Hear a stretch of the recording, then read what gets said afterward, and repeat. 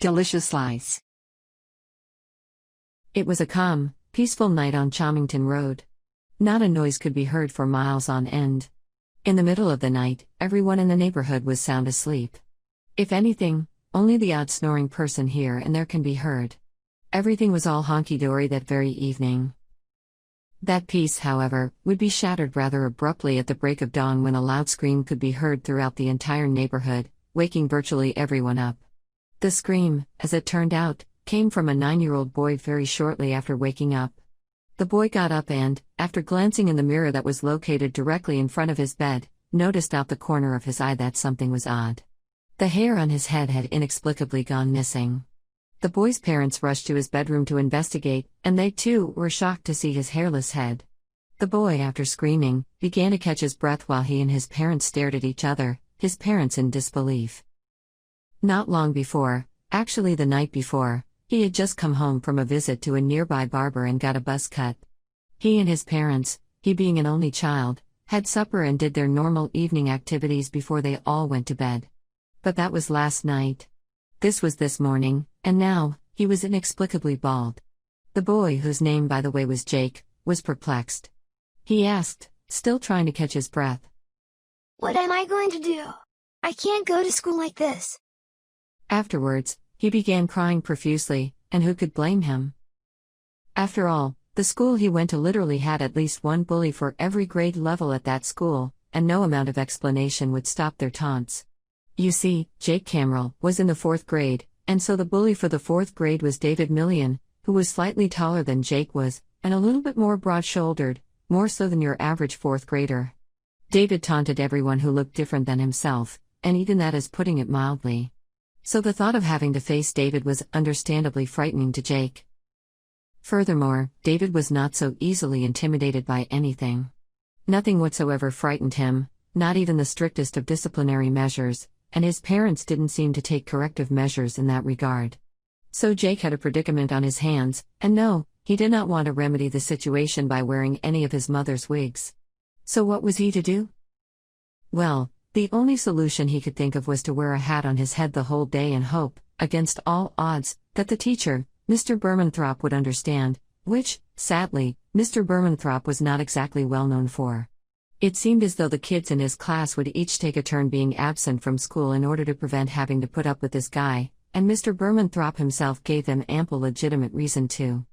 After all, he didn't quite have a concept of children being children, and he had a bit of a tendency to run his class like a boot camp. Of course, he having previously been a drill sergeant, it didn't help with his transition to being a 4th grade teacher. Apparently, the only person who kept him at bay was the principal, Mrs. Durbing, who on the surface seems old-fashioned until you actually get to know her. She's really soft, unless you rub her the wrong way, which Mr. Bermanthrop has been known to do to her on not a few occasions. Anyhow, back to Jake's situation. He had mysteriously gone bald overnight, and neither he nor his parents could figure out why, nor could they come up with any solution. No, but it took one of Jake's classmates to come up with a solution that, in all the hysteria of sudden baldness, Jake himself had forgotten about. It was his turn to be absent from school, or rather, Mr. Bermanthrop's class. How's that for a solution? That is, if you use the term solution very loosely. The good news was that Jake's parents were also very well aware of Mr. Bermanthrop's reputation as a teacher, and they were among the many parents who were trying, albeit in vain, to pressure the school board into revoking his teaching license, which, in and of itself, is some other topic for some other day. The only problem is, it wasn't enough of a solution for his sudden baldness. After all, he would still have to go to school the next day. Not. Fortunately for Jake, it was a Friday, so he would have the weekend to come up with a solution to his problem, and better yet, he wouldn't have to face David totally bald. However, the same could not quite be said for many of his classmates. Over the weekend, the same thing happened to them. Some of them woke up Saturday morning and made the same frightening discovery. The exact same thing that had happened to Jake happened to them too, and others had the exact same experience come Sunday morning. It became an epidemic that puzzled many of their parents. The kids were inexplicably going bald overnight, in many cases despite having a full head of hair the night before. Even worse, it hadn't happened to David, at least not for the time being. By Monday, Jake had grown some hair on his head. Although it wasn't much, he was no longer completely bald. Many of his classmates, though, weren't as fortunate. Thus, many of them were teased by David, and some others. Still, it had become a serious problem, one that Mr. Bermanthrop finally saw was a problem once many of his students arrived. The problem was, he, in his narrow-mindedness, thought that they had all gone to the barber shop and purposely had their heads shaved bald. He must have thought that they were all conspiring to scare him out of the classroom. In any case, he told Mrs. Durbing about this. She, however, disagreed with the notion of kids purposely shaving themselves bald, stating that she had received several phone calls in advance from the parents of these children, who informed her that something had happened to make them mysteriously go bald. That day, on his way home from school, Jake passed by a pile of dog excrement, but didn't think anything of it. However, once he passed it by, he began to notice that there was this permeating perfume smell in the air. After taking a couple of whiffs, he followed the scent and was quite shocked to learn where it was coming from. It came from that exact pile of dog feces he had passed by seconds earlier.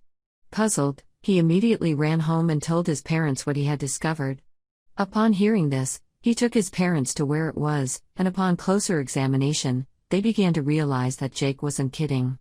It was puzzling because dog feces doesn't normally smell like that. It usually smells worse. That evening, Jake was sound asleep when he was suddenly awakened by loud screaming, albeit from afar. He quickly got up out of bed, and after putting on his slippers, ran out of his bedroom, and out of the house to investigate where that scream was coming from. He didn't have to go very far, however, when he noticed, through a ground floor window, that someone was holding on to their head and struggling for some reason. Upon closer examination, however, he made a startling discovery. He observed that the person's head was covered with dog feces, much like that in the pile he had discovered earlier on his way home from school. Even more horrifying, though, was what happened next. Jake next saw that dog feces mysteriously fly away from the person's head and out through the window. Afterwards, the would-be victim ran out of the house, his head mysteriously bald. Yes, sad but true, the dog feces had managed to eat that person's hair and literally leave them bald. Not so much as one hair follicle remained. Upon seeing what had unfolded at that very moment, Jake ran back home, back into his bedroom, and climbed back into his bed, trying to catch his breath.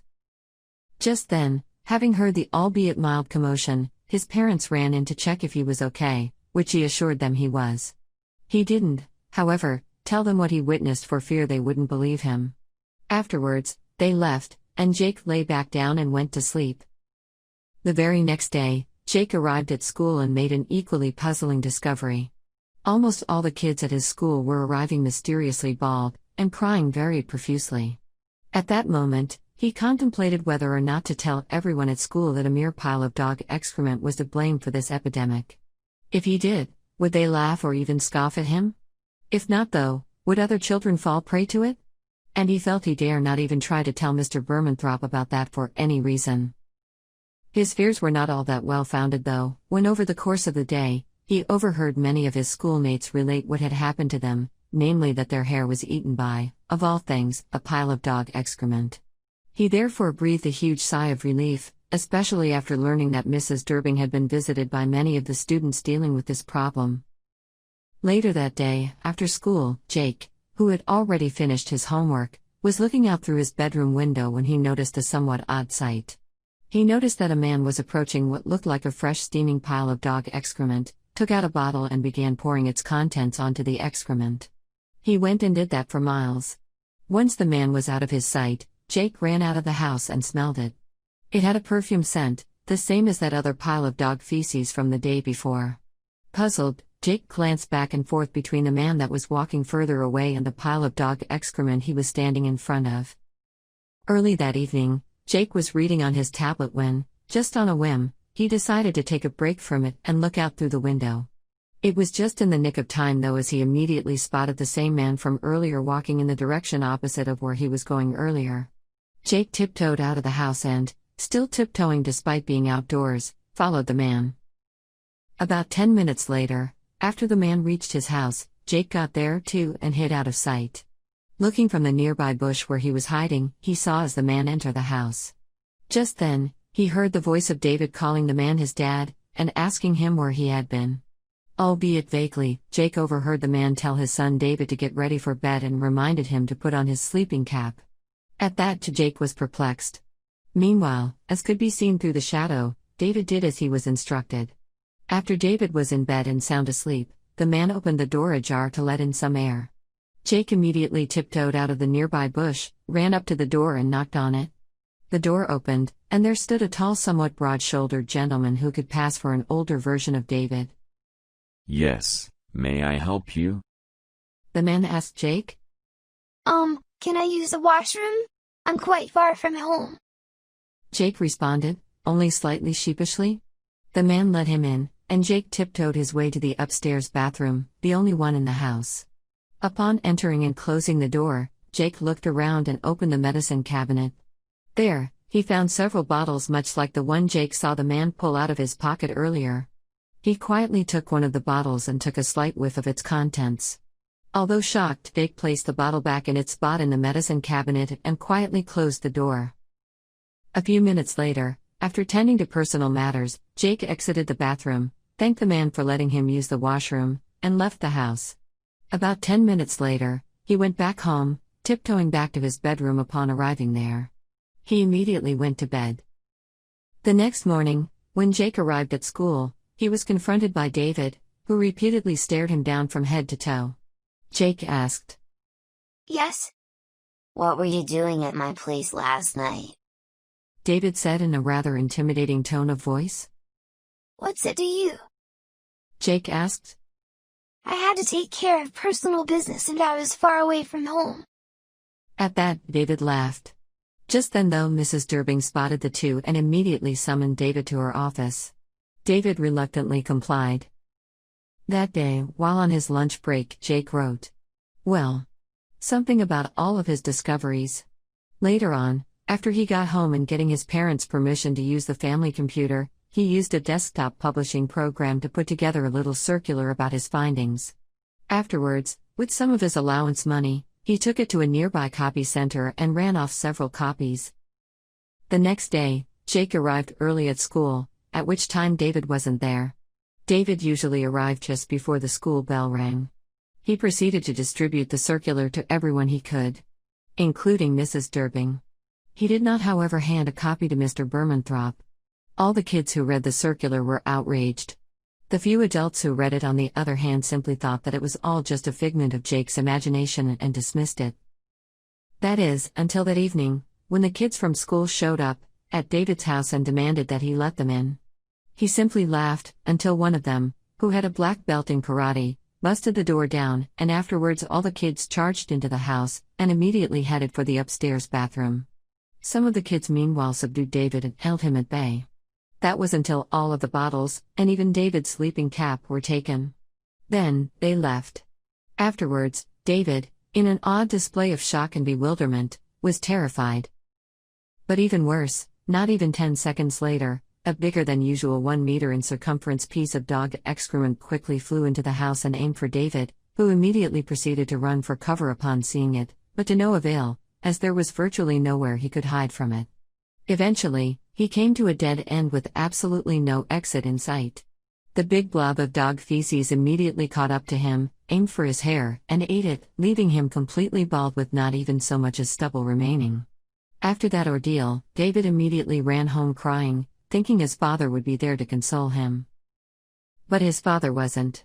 Well, he was, but when David arrived, his father, his face sullen, was being led away by police in handcuffs. Bewildered, David said to his father, Dad, what's happening? In response, his father told him to call his mother and spend the night with her. There were detectives investigating the residence, and to make a long story short, they discovered a whole entire basement full of the serum that was poured onto various random pieces of dog excrement, regardless of their stages of dehydration. As it turned out, the serum that was used was originally developed with the intention of destroying head lice, but upon using it in experimentation, it also dissolved the would-be guinea pig's hair, causing them to go bald. Hence, the substance was banned. David's father, being the mad scientist who had developed it, wanted to get even, by of all things, adding an additional element that enabled the pieces of dog feces that it was poured upon to come to life and float effortlessly, and not to mention without being spotted, through the air in search of head lice, which was a common problem mostly among young children. As for Jake, he was lauded as a hero for his bravery and courage, and for that, he was rewarded with a college scholarship. David, on the other hand, had to move to his mother's home, as his parents had been divorced since he started kindergarten, and his dad was sentenced to 500 hours of community service, and thus stripped of whatever license he had that enabled him to work in the scientific community. But the clincher came when it was soon discovered that Mr. Bermanthrop had met David's father in person and they conspired to use the serum on the kids to get rid of the lice. When that came out, Mr. Bermanthrop was immediately stripped of his teaching license and was ordered by a court not to go anywhere near anyone under the age of 18 ever again. Best of all, the kids in the 4th grade no longer dreaded going to school ever again either. David was gone, and so was Mr. Bermanthrop. On the Saturday that followed, they all threw a massive party for Jake to show their gratitude. The Monday after that, they welcomed a brand new and much nicer teacher, and as if this even bears mentioning, all involved who were innocent lived happily ever after.